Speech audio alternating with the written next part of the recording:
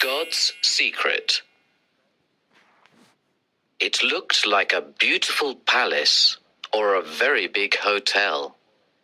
But it wasn't made of stone. It was made of clouds. Immense, milky white clouds. When I reached the doors, they opened automatically. But perhaps they floated open. I can't say. I entered an enormous hall. It was so high and so wide that I felt dizzy. It seemed that I was standing on air. A bright light, like sunlight but not sunlight, reflected from the walls of cloud.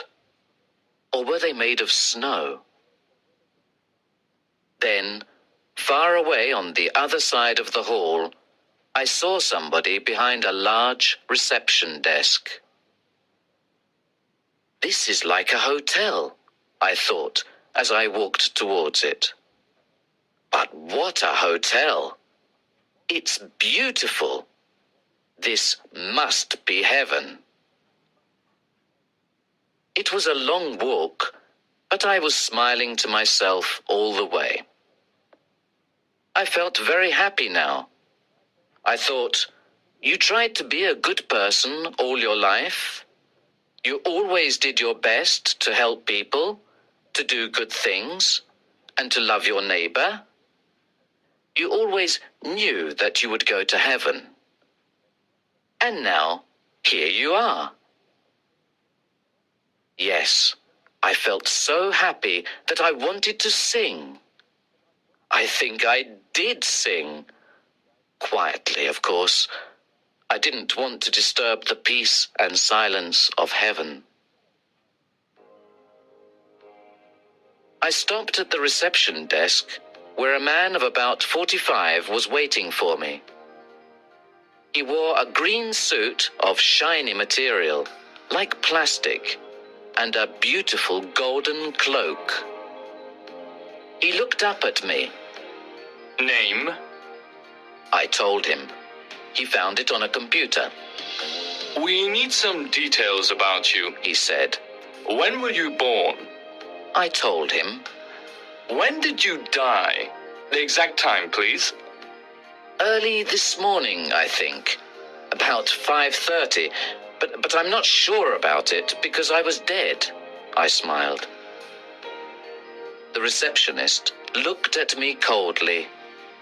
He was English. Calm, polite. Occupation? I told him. Then he wanted details about my family and friends, my habits, my favorite food. In fact, everything about my life. It was like an interrogation. But I felt very relaxed and friendly. I wanted to have a chat. Wonderful place you've got here, I began. It's exactly as I imagined it. The man didn't even look at me. Imagined what, may I ask? Heaven, of course. I'm very happy to be here. There's only one bad thing. All my best friends will be in hell. And I laughed at this bad joke. This is not heaven, sir, the man said, very polite but cold. This is only reception. I was shocked. But it must be heaven. Why must it? Because, well, you've heard the details of my life. I mean, I've always been a good man, and if you're good, you'll go to heaven. But if you're... Everybody says that, sir, the man interrupted. I know you all think that on Earth, but we have a different logic here, for practical reasons. Think of the problems if good people always go to heaven and bad people always go to hell. There will be very few people in heaven and too many people in hell. There isn't enough room in hell. So we have a more practical system. Everybody must take his or her chance.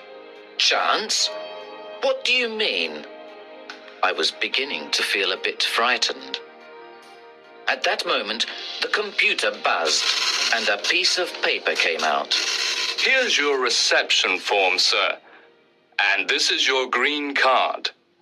Go through the doors behind me and walk along the road. You will see 2 large gates. In front of them are some slot machines. Insert your green card into the left-hand slot, and you will see 2 dice in the display window. Pull the handle, and when the dice stop, the machine will deliver a white card for any number from 1 to 6, and a black card for any number from 7 to 12. The white card opens the gate on the right, the black card opens the left. The left goes to hell, the right to heaven. I couldn't believe my ears, and I just stared at him. Then I became angry. "But that's not fair!"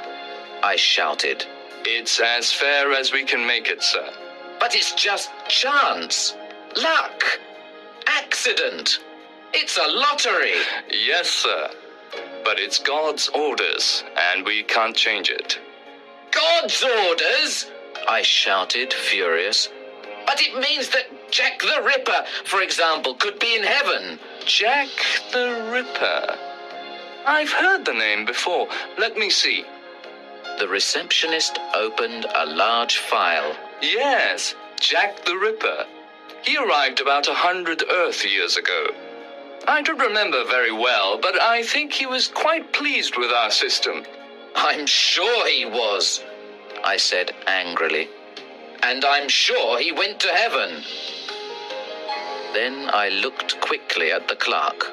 "Well, did he?" I can't tell you that, sir. You see, we don't know. Nobody knows. It's God's secret. "God's secret?" I cried. "Oh, God, no! No! I'm not going to spend eternity with Jack the Ripper. It's not fair!" And I stamped my foot on the floor like an angry child. You must take your chance like everybody else, sir, the man said coldly. "But don't you understand? All my life I tried to be a good man." The man looked embarrassed. I'm sorry, but that is not relevant to the laws of the universe. "What laws? What do you mean?" If I remember well, there was a Mr. Albert Einstein who arrived about 40 years ago. He was a good man too, I believe, and like you, he was very upset by our system. He couldn't accept it. He said that he didn't believe that God plays dice. I told him that God certainly plays dice, and that it was the fundamental reality of the universe. Yes, Mr. Einstein was very unhappy about that, because he had helped to discover it, so he said. I didn't answer. I was too upset to speak. I took the form and the green card and walked quickly to the doors behind the reception desk. They floated open. There was a long road in front of me. In the distance, I could see 2 enormous gates, one white, one black. They were made of beautiful, heavy crystal glass that shone like jewelry. I walked along the road. It was very silent. On each side of me were great clouds that trembled and changed in a soft wind. Even the light seemed to change from brightness to shadow and back again. I came to the gates. When I looked at the black gate on the left, my heart stopped. What was behind it? Who was behind it? Then I looked at the gate on my right and trembled. Who or what was behind Heaven's Gate? I inserted my green card in one of the slot machines. There was a buzzing sound, and the display window showed 2 dice. My hand went up to pull the handle. Not yet, not yet, I said to myself. I want to think. I want to sit down and wait a bit. I want to take my time. So I sat on the road and began to talk to myself. Oh, this is terrible. I never smoked. I never drank. I never gambled. I never stole any money. I never hurt anybody. Of course, I was careful about my health, and I looked after my money, like everybody else. I wasn't stupid. But now, I could be with thieves, murderers, politicians, for the rest of eternity. It's really terrible. And so I sat there and talked like a lunatic. Sometimes I looked at the handle of the slot machine which was waiting for me, and I trembled. Well, it's better to be in heaven, even if Jack the Ripper is there. People say that heaven is a beautiful place. Oh, God, dear God, please let me get a white card. So I prayed for a white card, and after a while I felt much better, more optimistic. I felt that God was on my side. I stood up, walked to the machine, and pulled the handle down quickly. The dice began to spin.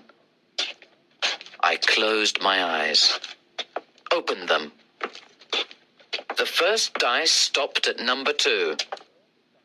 My heart beat fast with hope. Then the second dice came. 5.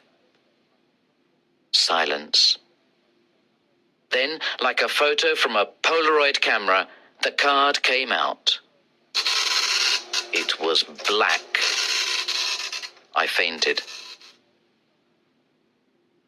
When I opened my eyes again, I sat still for a long time.